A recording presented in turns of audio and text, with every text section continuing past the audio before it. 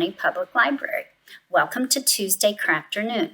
Today I'm going to show you how to knit a scarf using the Moss Knit rib stitch. This scarf was a gift from my son. I liked it so much that I wanted to share the pattern with you. This pattern is great for beginners or more advanced knitters. There are only 2 rows that repeat, so it's a great project to work on while you watch TV or listen to music or an audiobook. Let's get started. Here's what you'll need to make your Moss Knit rib stitch scarf. A skein of yarn. I'm using worsted weight and variegated. You could also use chunky. You'll need a pair of knitting needles. I'm using size 10. You can use whatever size you like or go with the size that's recommended on the yarn wrapper that comes with your skein of yarn. And you'll need a pair of scissors. You can make your scarf as skinny or as wide as you like. Keep in mind that the number of stitches must be a multiple of 4. The scarf that my son made for me is 28 stitches wide. Let's get started. For demonstration purposes, I cast on 12 stitches. Remember that your stitch number must be a multiple of 4. So let's get started with row 1. Row 1 is knit 3, purl 1, and you repeat that all the way across the row. So we're going to knit 3. Make sure that you're knitting with the yarn end that's attached to your skein and not your yarn tail. There's 3 knit stitches. Now we're going to purl 1. So, knit 3, purl 1. Let's continue.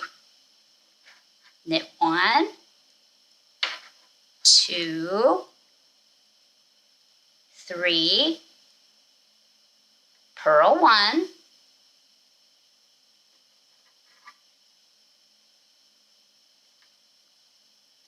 we have 4 stitches remaining. Knit 1, knit 2, knit 3,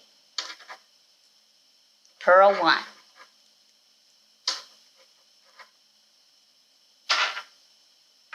We're at the end of our first row. Now for row 2.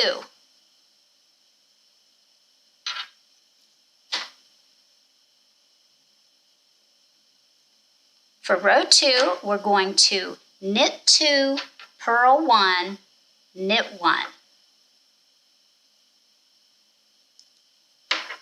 So, knit 2, there's 1, there's 2, whoops. Okay, there's 2, purl 1,